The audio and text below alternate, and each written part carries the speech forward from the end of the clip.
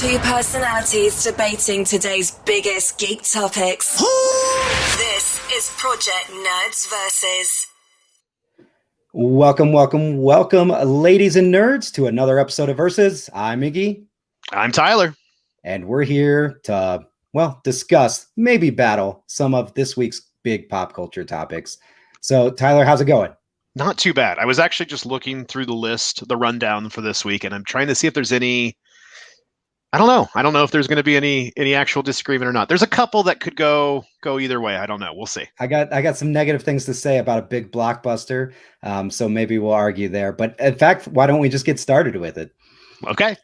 Let's do it. Godzilla and Kong arrived in theaters, as we talked about, and HBO Max last weekend, setting a pandemic mark. I think it was 48.5 million over the 5-day domestic and breaking the 100 million mark overseas the previous week. Huge numbers, especially big after all the talking we've done about the theater situation. As expected, not much on the story, too much human interactions, just like in the previous ones. But this time, plenty of lizard on monkey action and plenty of clear lizard on monkey action. No smoke or closing doors or any of the other problems that cause us to not see the other fights in the older movies. So I guess I'm rambling now. Question is, Godzilla versus Kong, did it live up to the hype for you, or was it a waste of time? Slight quibble. King Kong is a gorilla, which is a great ape, not a monkey. So sorry, lizard on ape action. My bad. It's on ape action. I mean, I guess if the question is, did it live up to the hype? I guess the question would be, was there really that much hype?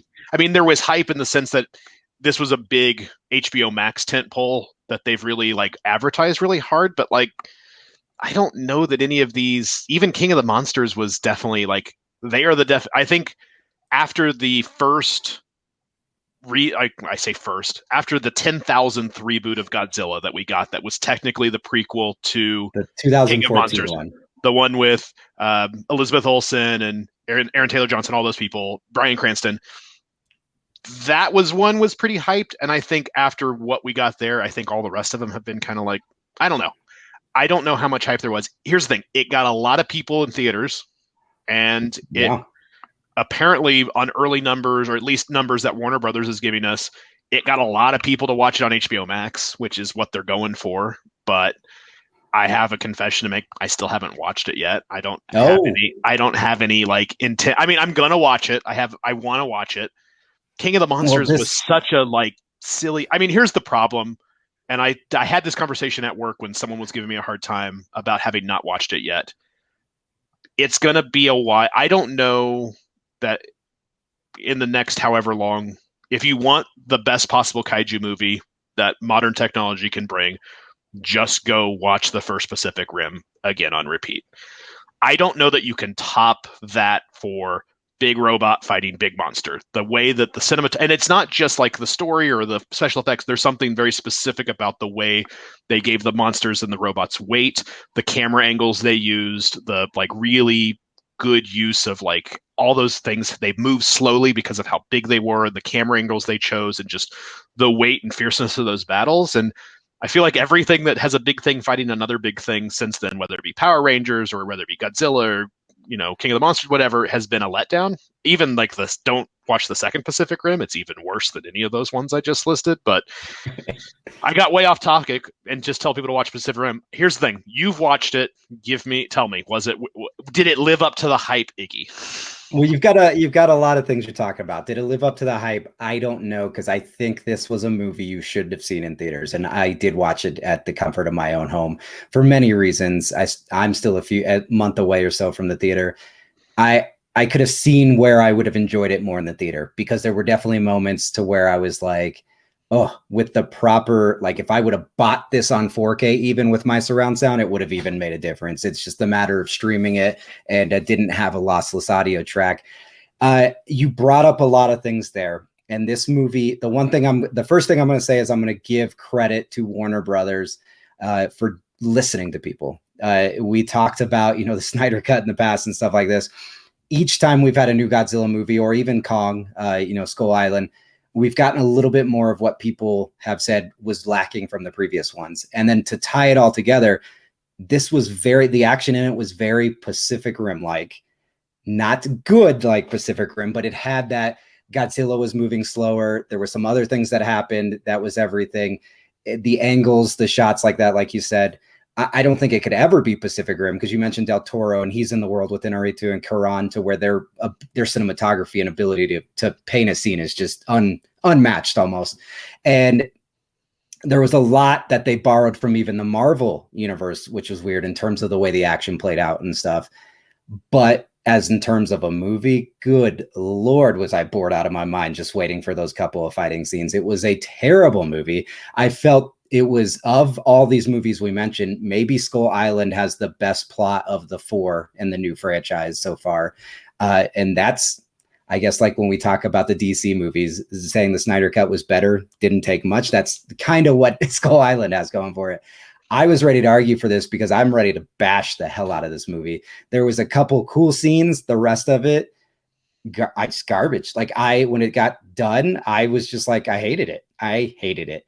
I wanted to give it maybe a 1 or a 2 out of my 10-point scale. Did they at least lean into the badness a little bit? Because that was No, the one, that's the one redeeming factor of King of the Right. Monsters. King of the Monsters is a little self-serious a lot of times, especially like Charles Dance as the villain is a little too self-serious, and some of the other characters. But a lot of the other characters, specifically Bradley Whitford's character and a lot of the other ones, really lean into the camp. Like, we're in a kaiju movie, like, let's lean into it.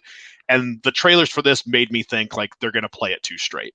I also, and way too straight. And to be fair, of the two, King Kong is definitely like the American monster, where Godzilla is definitely like, he's a Japanese like cultural icon.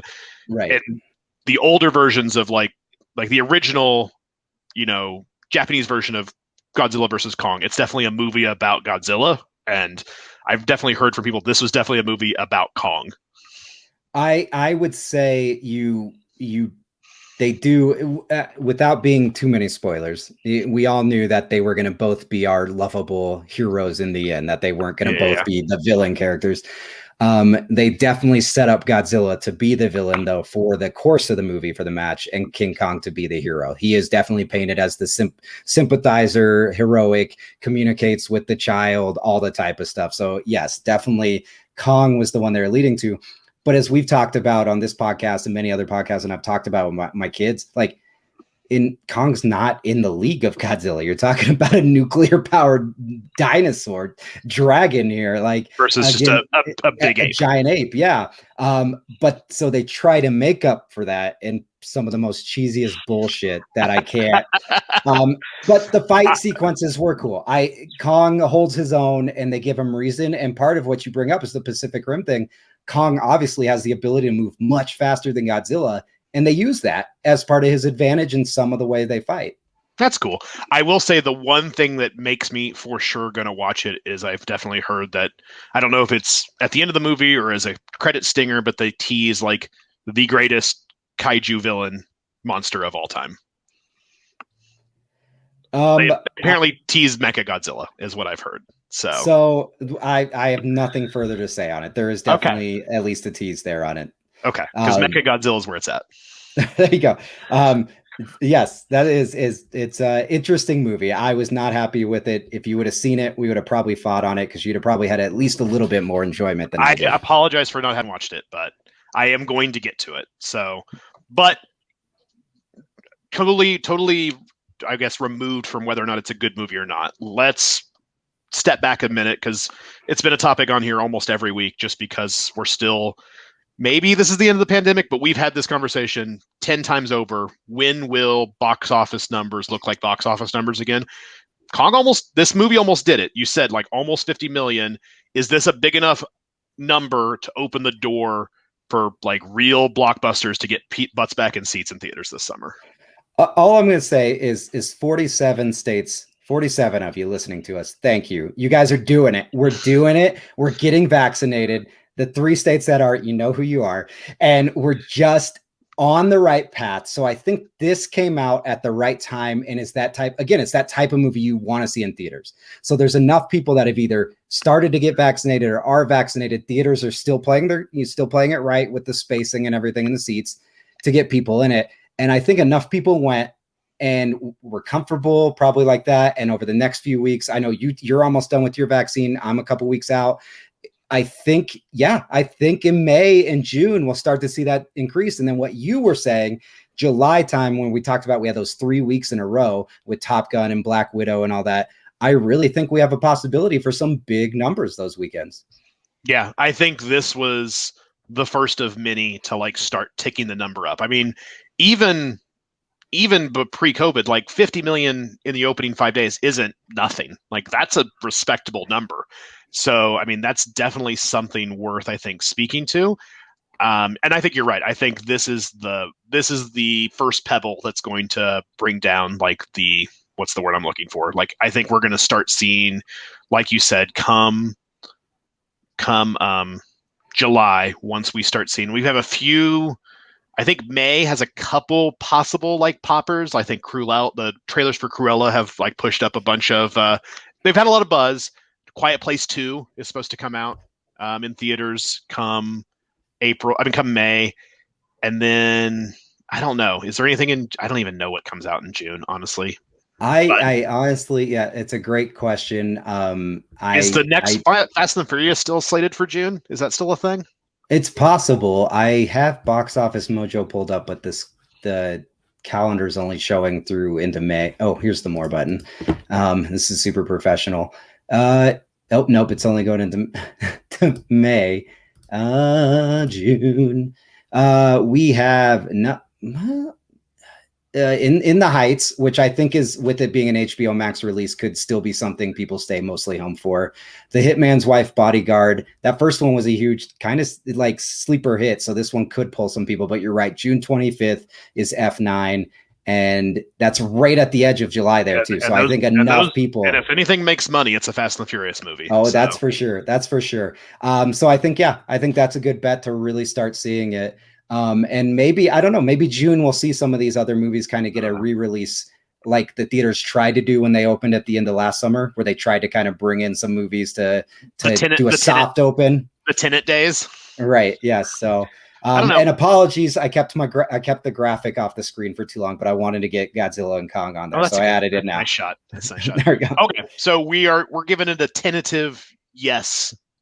We're on our way, but I think so. I think the summer is primed, especially with the vaccinations and everything as well too. So, but let's talk about the SAG Awards. So those took place last weekend as we're edging closer and closer to the rescheduled Academy Awards. Obviously, this is the Screen Actors Guild, so there's no Best Picture or anything. The big award is Best Ensemble Cast, which, hooray, which I know you're probably happy about this too. Trial Chicago 7 taking it. But of course, Chadwick Boseman for Ma Rainey's Black Bottom got Best Actor. Ma Rainey's got Best Actress too. So anyways, it kind of felt like the acting categories at the Oscars were already foretold. Boseman obviously a favorite there too. Did the SAG Awards give us any more insight to what to expect for the Oscars? I think for the most part, they just solidified any money you put on anyone who's not Chadwick Boseman for lead actor, you're going to lose that money. I still am not ready to declare Best Actress a done deal. I think Carey Mulligan's probably still the favorite. I say that there are basically 3, maybe 4 Oscars I'm willing to right now say for sure done deal. That's Chadwick Boseman for Best Actor. That's Daniel Kaluuya for Best Supporting Actor. That's probably Chloe Zhao for Best Director. I think that's probably a lock right now. My fourth one, as much as I want to say it's probably Nomadland for Best Picture, I'm going to say it's an easy one, but another round for Best Foreign Picture. Like those 4 are the only 4 Oscars I'm willing to. We're going to have a whole Nerdcast about this, like we do every year. Next we're going to do our week, picks. We're going to pick every one of them, but I can tell you between now and next week, those 4 choices aren't going to change for me. Whereas pretty much any other category, I could be swayed either way right now. So I think the 4 you just mentioned are going to be across the board, all of us. I don't know. Adam likes to play it wild sometimes, so at least Bob and us do. I think the other guarantee is Soul. As much as I love animated. Yeah, I was gonna say, as much as I love Wolfwalkers, I could probably lock in Soul right now too. So I am excited because I don't see that there's any way that Chloe Zhao doesn't win Best Director, which I think is going to be awesome, a big deal. It's going to be historical for sure. Not only as a woman and an Asian American winning the Best Director, but she's also made this movie, and on its like buzz alone is now making giant, Marvel movies already. Like, I mean, her career is looking bright. So Yeah, I'm excited for it. I'm going to agree with you. I think the Chadwick Boseman one we felt already, and like you said, it cements it.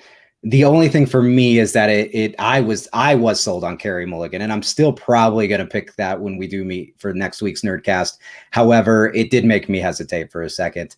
I don't think the Trial of Chicago 7's ensemble cast winning is going to impact anything for Best Picture at the Oscars, mainly because when you look at the other possible winners for Best Ensemble Cast at the SAGs, like One Night in Miami, they're not even on the Best Picture list at the Oscars. So I agree with you. I don't think it influences too much, and much of my mind's probably already made up for what we're going to pick. Which, one last plug there, Nerdcast next week, we're doing our Oscar picks. Remember, Bob has been beaten multiple times now by us two, actually. So Be ready. It's going to be a close one. All right. You can move us on to the next. Does Trial of Chicago 7, maybe this is a better conversation for this weekend, does Trial of Chicago 7 win a single Oscar? I think Best Adapted Screenplays probably not Best Adapted, Best Original Screenplays, it's best bet. Sorkin. I really need to look at everything again. I think because Sorkin's such a regular player, and because of categories where we thought we were going to see the Oscar so white thing disappear isn't really making them disappear. Yeah. That it's harder in those categories where you see filmmakers of color or movies starring large casts of color are likely going to dominate some of those awards. I don't know. We'll definitely break it down, like you said, this week. All right. So big news in streaming. Netflix, which has, forever been the king of the mountain when it comes to streaming services, as of new reports in 2020, gave up almost a third of its market share. So it went down from having a 29% market share in the United States to 20%. Like, that doesn't seem like a big number, but like I said, that's a third basically of its user base overnight. Yep.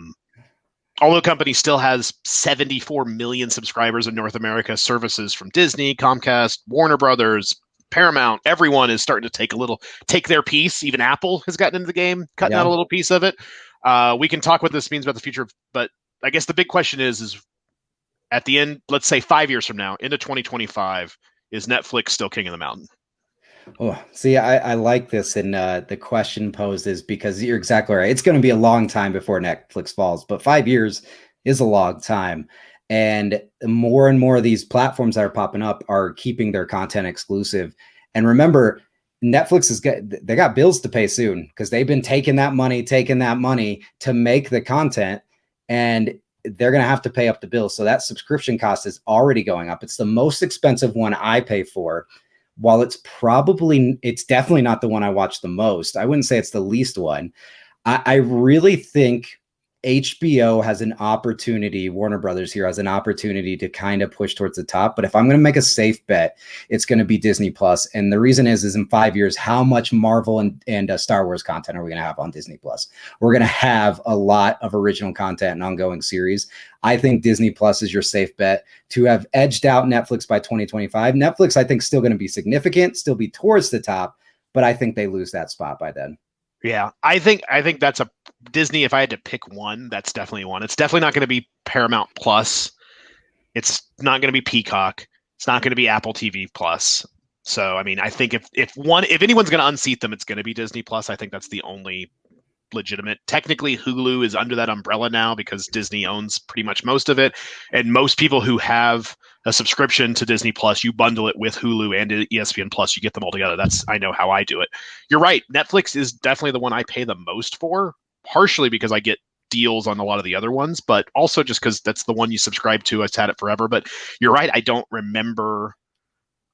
watch it like I used to. And part of the reason is outside of new movies and new series that are originals, they've lost all the comfort rewatch stuff that I would go back and watch. They got The Office is gone. None of those shows that people binged on Netflix that weren't Netflix shows are right. At the same time, like you said, Netflix still just keeps making it rain on creators. Like, if you are a creator right now, if you're someone who is making content for a major audience right now, like, Netflix is your best friend. Like, they're outbidding. I mean, our boy Ryan Johnson just got paid to make two more. I mean, that like Lionsgate had the rights to this thing, but Netflix just came in and just threw. I mean, everyone I think in the market agrees, like $450 million. Yeah, Netflix severely overpaid for two movies, but at the same time, they get exclusive rights to them now. And now in the new world of new streaming, like exclusivity is the only thing that matters. So are those kind of deals going to pay off, or when, like you said, the bills come due, are they going to regret throwing literally billions of dollars at content? But I mean, in the sense that we can always complain for a long time that Hollywood was always hesitant to spend money on new things, original things that hadn't been done before. And then you have Netflix and Amazon out here just being like, nah, here's $1 billion. Go make a Wheel of Time TV show, or go make two more Knives Out. So, maybe this is, I don't know, maybe this is a good thing. But like you said, I think Netflix will still be number one. I think there's too much market inertia there. And they are making enough good creative, but maybe their creative output. I mean, we keep hearing about like how Apple has been just throwing their just mountains of money at some different projects. So maybe they start picking up some stuff. And I think it's possible that Paramount and HBO Plus and Peacock will be held back a little bit by the fact that they answer to honest to goodness actual corporations that need to show growth and profits on a balance sheet. Like they are part of a bigger corporation, where Netflix has exactly one business, and that is make more people subscribe to Netflix. Whereas Disney Plus, Paramount Plus, Hulu, all those other ones are beholden to a company that does 50 other things. Whereas Netflix only has to do one thing to win. Point. So. Good point. I'll go with one follow-up question. I have like 30 actually that I think we could stem for this, because this is a great conversation. But my one question for you would be, where's your line on Netflix? When it hits a certain price, where are you saying, okay, I'm not doing this anymore? I think if it gets over $14.99, that would be the last straw. Okay. I was going to say 15, yeah. Yeah, $14.99, because $14.99 is like peak amount of money that I'm willing to pay for like a game subscription. Like I paid $14.99 for a decade to play WoW. Like anything more than like a WoW subscription is too much money, I think. Right. I don't know why I chose that as the explanation, but I think anything over $14.99 is too much to pay monthly for any service, to be honest. Okay. So. I'm with you too. I would have said, 15 was my hit line. So, all right. Well, let's actually, you kind of brought it up. We've been talking about the theater industry with the pandemic, but I want to go a little different direction, because something that you are excited for, which you'll give us a little history lesson here in a second, is the small African nation of Lesotho has released a film that is just getting praised. I mean, we're talking Vulture, New York Times, LA Times, The Guardian, countless of others talking about how great this is. Not a burial, it's a resurrection, which was written, directed, and edited by one man, Lomahang Jeremiah I'm going to say Mosesa. We keep talking about how the pandemic has impacted the theater industry, but one thing I don't think we've forgotten, because we've definitely enjoyed these movies and talked about it, but one thing we've forgotten to talk about is how it's impacted the ability to get these smaller independent movies, not only in some of these conversations for award season, but in front of a lot more people.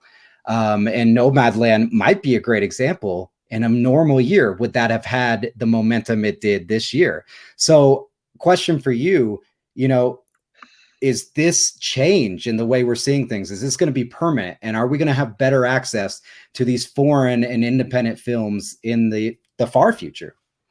Yeah, I don't know. I think there's a lot of nuance in this question. I think the answer is yes and no, in the sense that obviously streaming has bifurcated and democratized the whole process, where it's just easier to get content now. Like seeing a foreign film once upon a time, like when you and I were in like high school and even college, involved either like, if you were lucky to have like the small independent theater in your college town, you could maybe pick up a print of a thing they showed for 1 week only. But a lot of times it involved, we're going to drive to this city on this day to see a screening of this one French film that everyone is raving about, but it's literally the only place in 100 miles that we can see it.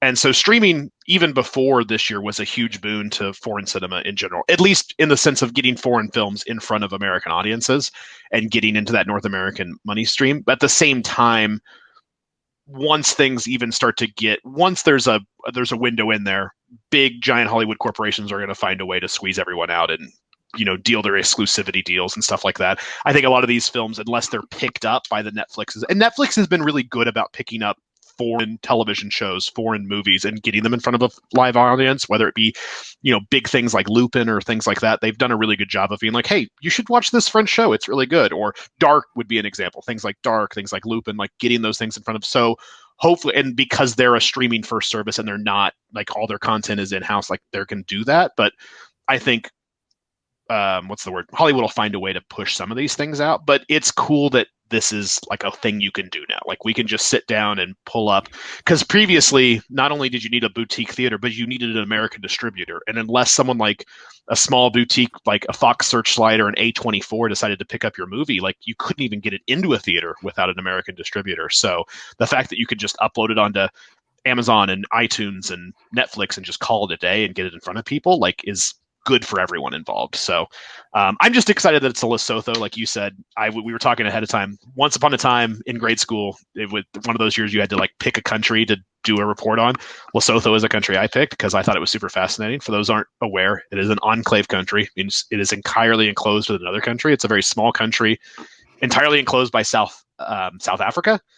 It has a population of like 2 million people. It's the largest enclave independent nation in the world, ahead of both the Vatican and San Marino, and it's a really cool place. So if you're ever going to check it out, it's a constitutional monarchy. King Leslie the Third, I think, is the monarch right now. Anyway, Lesotho's a cool country, so it's fascinating. I was just excited to. I know there's like one country in Africa that I know a lot about, and it's Lesotho. I could tell you it's about crazy. Some of their it's crazy. That's the one. That's I. You know what? I was gonna disagree with you, but you made some strong points there. I think you're right. If there is a bully, you know, we talk about American industry and how some of it can be bullies, and Hollywood is great at that.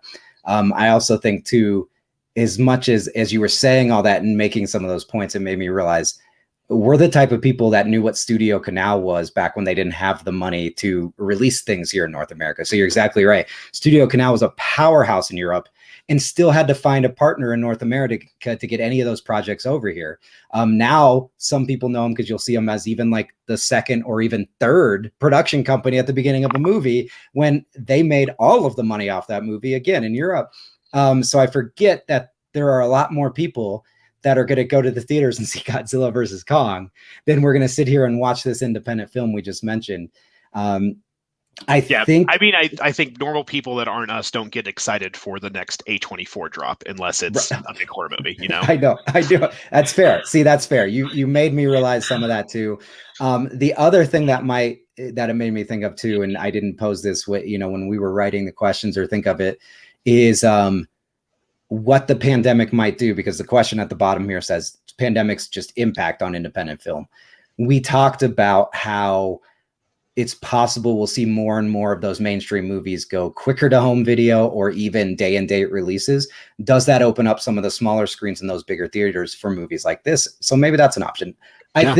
I think this question actually just opened up a whole can of new questions. Yeah, there's a lot of things we can talk about. And then just also the thing is, are there going to be available screens for things like this? Because like we talked about last week, Warner Brothers making that exclusivity deal with Regal so that their movies can be in theaters before they're streaming, but only one set of theaters. So someone else, you have to do, it's like television stations doing competitive, what's the word they used to use when two TV shows are up against each other in the same time slot? You have to do like counter programming. Like, how do you counter program if the new Warner Brothers, the new DC movie is only shown in Regals? If I'm Cinemark, or I'm not Cinemark, if I'm AMC, what do I counter program against, the new Batman movie? So I think that's something to look at. So, and maybe foreign films are a way to go. I mean, here's the thing, like small independent films are come and go in waves. And like, it's a studio like an A24 or a Legendary that has to or Fox Searchlight that has to,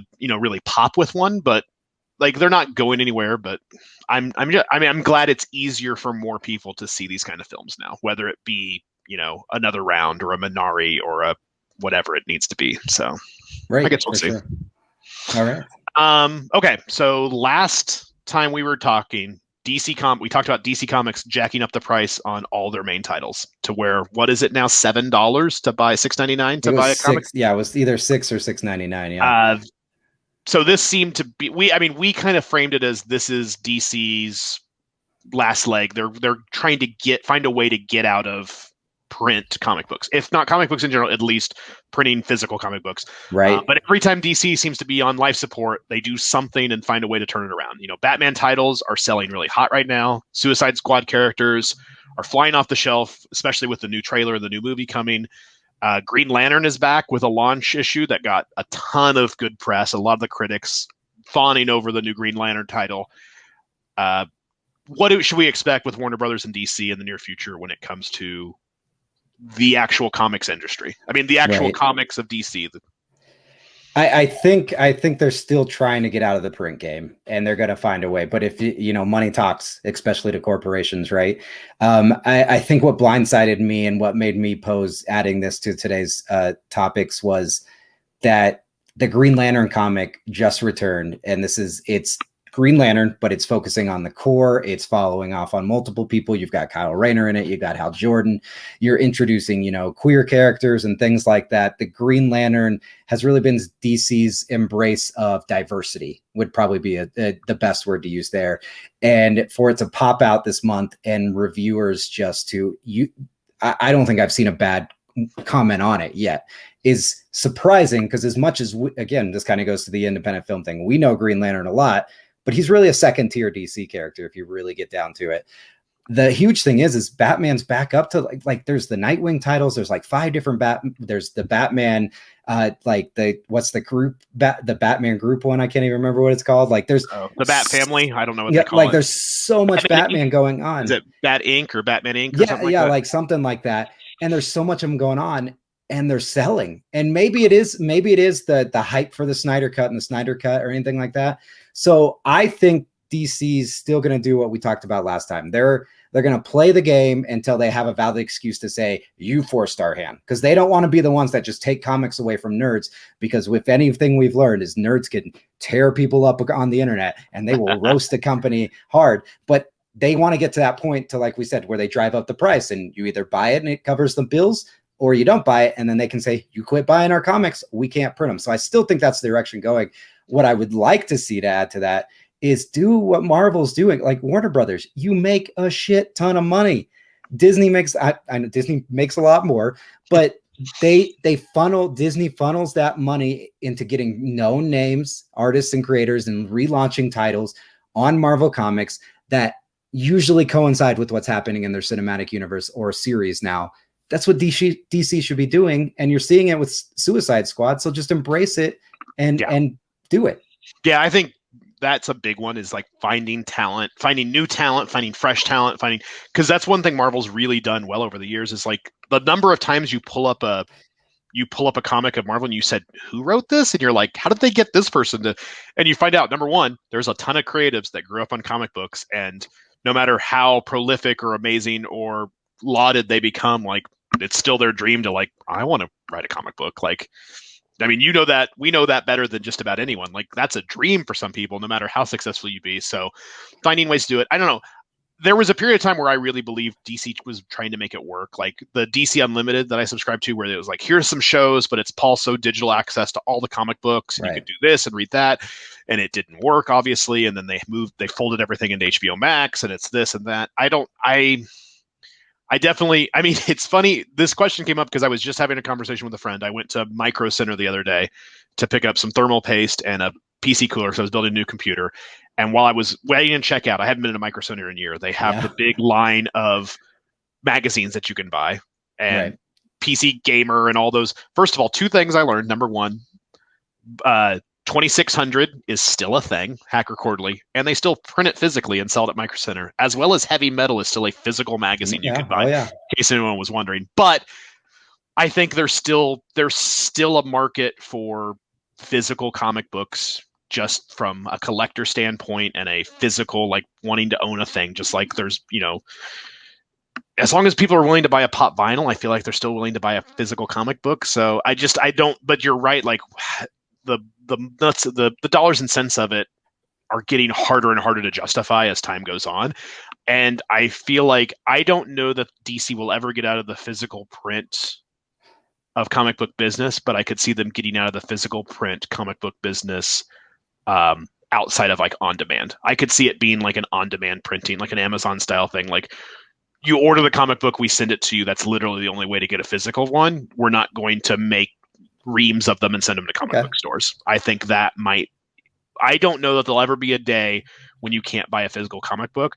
I couldn't believe there would be a day where you can't go into a comic book store and buy a physical comic book for certain comic book companies like a DC, or even just certain titles. Maybe DC's like, we print Batman comics and we print these on in bulk, and everything else is like on demand or digital. Right. So yeah, we're supposed to be arguing here, but I'm going to say you made another great point there, because what you made me think of too is just as much as Warner Brothers is doing this on the comic side, Warner Brothers and all the studios are really doing this on the movie side. They're really pushing to get it all digital because it's cheaper for them. It's so much cheaper. And to be honest, as many movies as I have, there are countless times I can even say that I didn't pull out the binder or the disc and I just turned it on the streaming service. However, I think like us and other nerds, the types of people that would be listening to a Versus podcast on Project Nerd are the types of people that want that physical media. I still want that. There's a comic book hanging literally right behind me. Right. Like I still want certain physical. I mean, there's also a giant bookshelf behind me, and I own a Kindle. I can buy all my books digitally. I choose not to because there are certain things I just want to own. What do you want? Yeah, right there. I got it all. Got it all. Right. Exactly. That's one of those things. It's like there's going to always be demand for it, but I could see a world where the demand is not enough to like, or you do limited run prints of things like that. Like it's like a book. Like there was not that they don't do that now, but I think you could just see, especially with both them and Marvel no longer dealing with Diamond, they don't have to have like these minimum number of copies or number of prints sold. They're just like, we printed this many of them, and if you got one, you got one. If not, cool, wait for the trade, and or here's how to get it digitally, and or you can order it and we'll print it on demand for you. But it won't be as high quality of the first edition run that we did of it or something like that. Right. So. Okay. Good point. All right. Well, that's it for our big questions. So you know what that means. It's time for some quick hits. Quick hits. Awesome. The Rock reported Black Adam starts filming next week. Any big DC cameos happening in this movie? I think we know at least one that's likely. I would assume Shazam, right? Zach Levi, I would assume, has to show up in it at some point. I don't know. Maybe this is the one, because didn't Henry Cavill sign that like deal to where he shows up in other movies as Superman, but not doing any more Superman films? So maybe. Who knows? I love Henry Cavill. I mean, more things he's in, the better, as far as I'm concerned. Where's my Witcher season 2? All right. Well, it's a new month. PlayStation Plus just dropped their free games in April. Odd World, Soulstorm, Days Gone, and Zombie Army 4 Dead War. Which one are you most excited about? Definitely a zombie-ish theme here, but I was always an Oddworld kind of guy, so yeah, definitely Oddworld, Soulstorm. I never played Soulstorm, but I love Oddworld. So right, I haven't played that one. Abe's Odyssey obviously was a classic, and loved it when you chug the soda and then make the belch noise and everything. Always fun. Disney's live-action Little Mermaid, starring Halle Berry, will finally start filming on the Italian island of Sardinia, known for its crystal-clear emerald waters. This made me wonder, what's the best live-action Disney film to date? First of all, are we specifically saying any live-action Disney film, or are we specifically saying live-action adaptation of a pre-existing animated film? Let's go with the remakes. Let's go with those remakes. Okay. I really enjoyed Aladdin. I think Will Smith did a decent job, and I think they did all right with that one. I'm gonna go Jungle Book. Jungle Book was a lot of fun. Okay. I don't particularly like any of the live action remakes. They feel a little bit unnecessary. But at the same time, here's the thing, I like them exactly as much. They're just like a lesser version of their originals. So right. Like the Aladdin was a lot of fun, but I really liked it because I like the original Aladdin. With the auto-tuning aside, I liked the Beauty and the Beast because I like Beauty and the Beast, the animated movie. It's one of those things where like you watch it and you're like, well, that was fun, but I could have just watched the animated one and got the exact same, if not a better version of it. So, right. But I'm going to go Lion King. Lion King was cool. Okay. Not Lion King. Sorry, Jungle Book. Lion King was cool too, but Jungle Book was better. Right. All right. Lenovo's introducing their new gaming phone, Legion Phone 2 Pro. And the images have leaked. It's expected to be in China this month. This thing is huge. Like I'm talking like size of my keyboard down here, huge. Obviously there's going to be some kind of market for it, but is this something that's going to be in high demand and more importantly, how much are people going to pay for this? I get that a lot of people play games on their phones. I mean, I play games on my phones too. I don't know that I need a gaming phone. Any game that I'm going to play that requires like a gaming phone, then I need to be playing it on a console or a computer. So right. If it's not Candy Crush, or if it's not something I can swipe with one hand and play, like casual gaming. I mean, I've played some even non-casual games. There's a new game in Apple Arcade right now from the Mistwalker Studios, which is the studios founded by like the original creator of Final Fantasy, called Fantasian. It's beautiful, fantastic, a JRPG. It's definitely more than what you would expect from a mobile game, but it's perfectly fine to play on a phone. Whereas anything that I need special hard phone to play is, I mean, people have tried gaming phones before, and I think they've always failed. So right. What's the price tag on this guy? I don't even know. What is it? Well, that's what I'm getting. That's our guess. I mean, it's got to be at least $1,500 minimum. Okay. Yeah, I'll say somewhere around. I mean, top of the line iPhone right now starts at $1,100, so it's got to be more than that. I mean, top of the line iPhone without buying extra storage starts at like 1,000, 1,100. So it's got to be more than that, right? Right. I would think. Yeah. So for all of you friends of robots and bad movies out there, Mystery Science Theater 3000 is on Kickstarter again for another go round, funding even more episodes. How excited are you, my friend? I'm excited. I just don't understand. Why do they need is it really still struggling for money? Did Netflix not give them enough? I'm assuming, did Netflix pull the egg? Are they getting this money to go on Netflix? Did Netflix pull the plug? What's the story there? We should have probably done some more research on this, but if I remember correctly, that last season that was on Netflix, they said no more. So now that we're seeing this, I'm wondering if it is to get it like independently funded again. And maybe it is one of those things to where if you get the audience behind it, then they'll. Joel Hodgson has started this because Netflix, the version of it on Netflix has been canceled. He wants to try again, Newcomb, and it will be, yes. So it's the Netflix version is canceled. This is money for it to make it themselves, and then they will distribute it themselves. Okay. Like okay. They're going to develop they're going to try to raise enough money to develop their own app to then bring it to all the streaming devices out there. So okay, yeah. Now I am more excited now that you said all that. I think you were. Well, I'm excited in the first place, but I'm pretty sure you were. If they raise $3.3 million, they're going to be able to develop apps that bring their own, the Gizmoplex, which is their own virtual online theater where they can host frequent live screenings, premieres, and community events, and you can watch all the shows yourself. Okay. Now I'm super excited. A lot of the, what do you call them, funding. The perks are pretty cool, but like they want a lot of money for them. But I don't know. I'm a Kickstarter junkie. You're looking at someone who has 15 plus funded and undelivered board games funded on Kickstarter, at least at any given moment. So it is what it is. So. Right. All right. Well, we got new trailers this week. Two big ones to mention were series ones: Netflix's Jupiter's Legacy and Disney's Plus's Loki. Excited about either one of those or both? I don't know. What are you feeling out Jupiter's Legacy is one of those things where the comic book is okay. It's one of those ones where like I love some of Mark Millar's stuff, but sometimes he just can't overcome his own worst impulses. I think it'll be great. I think it'll be fine. The trailer looks okay. It looks a little bit run of the mill. I'm real pumped about Loki. Like I was kind of like, it'll be whatever. But the newest trailer for Loki makes it look like a lot of fun. So I'm in agreement with you here again. The new Loki trailer sold me after I was a little bit hesitant because we were getting so much Loki. As for Jupiter's Legacy, what excites me the most here is that this is the first step in that Netflix Millar agreement. So it leads to those other Millar titles. So yeah. If you want an original comic book streaming service, Invincible has just now started streaming on Amazon Plus. or Amazon Plus, Amazon Prime. So you definitely check that out. That's based on Robert Kirkman's comic book. That's a lot of fun. It's a super interesting take on superheroes, and I mean, there's a million takes on them, but like J.K. Simmons plays Omni-Man, who's the like Superman, analog in this story. It's a lot of fun. So I watched the first episode. It's off to a good start already. So. So we got a little last one. This one was it hurt my soul a little bit. We got a clip from the movie Ghostbusters Afterlife. That movie is still coming out apparently.